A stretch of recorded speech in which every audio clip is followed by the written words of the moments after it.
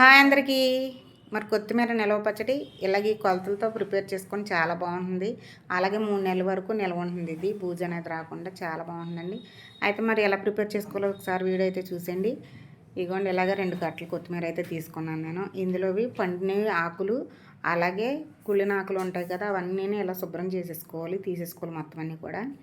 ఈ విధంగా అయితే మొత్తం శుభ్రం చేసుకోవాలి. అక్కడక్కడ గడ్డి ఉంటుంది, అది కూడా తీసుకోవాలి. ఇలాగ విడదీసేసి తర్వాత సపరేట్ అయిపోయింది కదా, ఇప్పుడైతే దీన్ని అయితే మీడియం సైజులో ముక్కలు అయితే కోసుకోవాలి. ముక్కలన్నీ కూడా ఈ విధంగా అయితే కోసేసుకున్న తర్వాత అయితే దీన్ని శుభ్రంగా వాటర్లో వేసి అయితే కడిగేసుకోవాలి. ఎప్పుడు కొత్తిమీర పచ్చడి ట్రై చేయలేని వాళ్ళు కూడా ఈజీగా చేసుకోవచ్చండి. కొత్తగా చేసే వాళ్ళు కూడా చేసుకోవచ్చు. ఈ విధంగా కొలతలు అనేవి తీసుకుంటే కొత్తిమీర పచ్చడి అనేది బాగా పర్ఫెక్ట్గా అయితే కుదురుతుంది. ఇదిగోండి ఇలా వాటర్లో వేసి కడిగేసిన తర్వాత ఇలా జల్లెడ బొట్టులోకి తీసుకుంటే మొత్తం వాటర్ అంతా కూడా కిందకి దిగిపోతుంది కదా. ఇలా దిగిపోయిన తర్వాత అయితే ఒక క్లాత్ వేసుకుని ఫ్యాన్ కింద అయితే ఆరబెట్టుకోవాలి. ఇది ఇలా ఫ్యాన్ కింద వేసుకుని ఒక క్లాత్లో అయితే చక్కగా ఆరబెట్టేసుకోవాలి. ఇదంతా కూడా ఇలాగా ఒక అరగంట సేపు అయితే ఫ్యాన్ కింద ఆరబెట్టుకుంటే సరిపోతుంది. ఇదిగోండి మొత్తం వాటర్ అంతా ఇంకిపోయి చక్కగా పొడిపొడిలాడుతూ కొత్తిమీర ఉంది కదా. ఇప్పుడు ఈ కప్పుతోటైతే కొలత వేసుకుంటున్నాను నేను. ఈ కప్పుతోటైతే 2 కప్పులు కొత్తిమీర అయితే అయింది. ఈ కొత్తిమీర అయితే ఇప్పుడు స్టవ్ మీద ఒక బాండీ పెట్టుకుని అందులో అయితే పప్పు నూనె వేసానండి. పప్పు నూనెతో పట్టుకుంటే పచ్చడి అనేది చాలా బాగుంటుంది, మంచి రుచి కూడా వస్తుంది. అలాగే తినడానికి కూడా చాలా బాగుంటుందండి. మరి కొత్తిమీర ఇలాగైతే ఫ్రై చేసేసుకోవాలి ఆయిల్లో వేసుకొని. ఎలాగో వాటర్ అంతా ఇంకిపోయింది కాబట్టి ఇది ఫ్రై అయ్యే కొద్దీ కూడా మనకి ఆయిల్ అనేది బయటకు వస్తుంది. అప్పుడైతే స్టవ్ ఆఫ్ చేసేసుకోవాలి. ఇదిగోండి వీడియోలో చూపించినట్టు ఈ విధంగా వేగితే సరిపోతుంది కొత్తిమీర. ఇలా వేగిన తర్వాత అయితే స్టవ్ ఆఫ్ వేసుకోవాలి. ఇప్పుడు ఇందులోకి అయితే చింతపండు నానబెట్టుకోవాలి.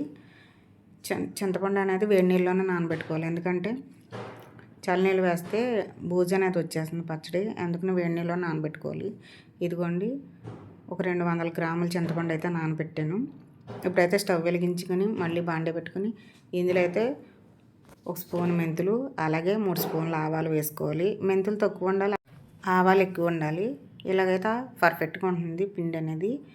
ఇప్పుడైతే ఇలాగ ఇవి దోరగా వేయించుకోవాలి.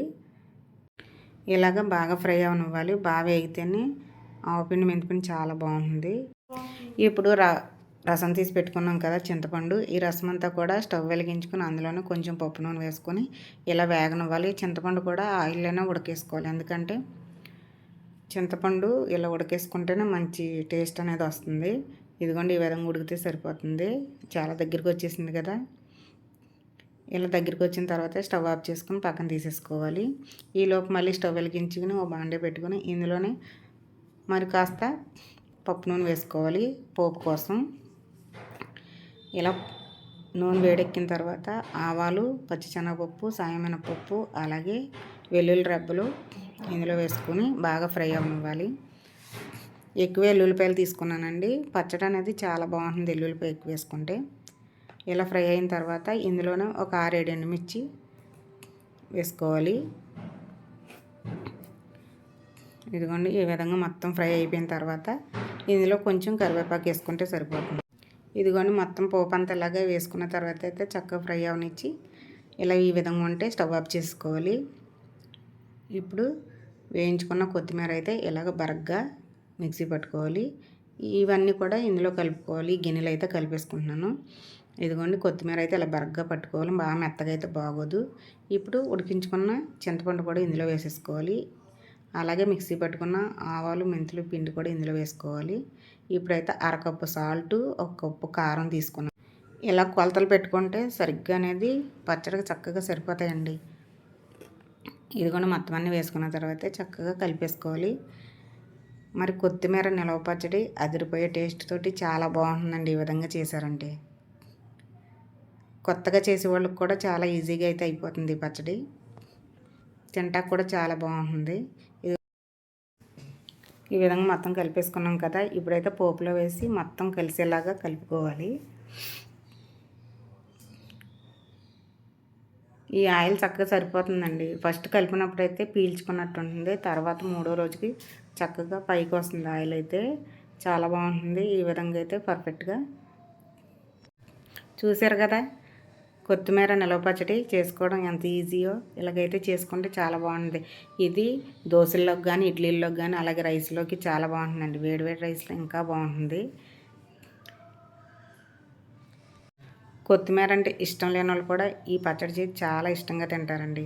పిల్లలకు కూడా పెట్టండి, చాలా బాగుంటుంది. అలాగే వాళ్ళు కూడా చాలా ఇష్టంగా తింటారు. వాళ్ళకు కూడా చాలా హెల్త్ బెనిఫిట్స్ అయితే ఉంటాయండి కొత్తిమీరలోని. చాలామంది కొత్తిమీర కదా అని తినరు, అలాగే చాలామంది ఇష్టపడరు కూడా. ఇలా పచ్చడి చేసుకుని తింటే ప్రతి ఒక్కరు కూడా ఇష్టపడతారు. మరి ఈ విధంగా అయితే కొత్తిమీర పచ్చడి మీరు కూడా ట్రై చేస్తారు కదా. అంతేనండి, కొత్తిమీర పచ్చడి అయితే రెడీ అయిపోయింది. ఇలా గాజు సీసాలు పెట్టుకుంటే 3 నెలలైనా సరే నిల్వ ఉంటుంది. మరొక వీడియోతో కలుద్దాం. అందరికీ బాయ్ అండి.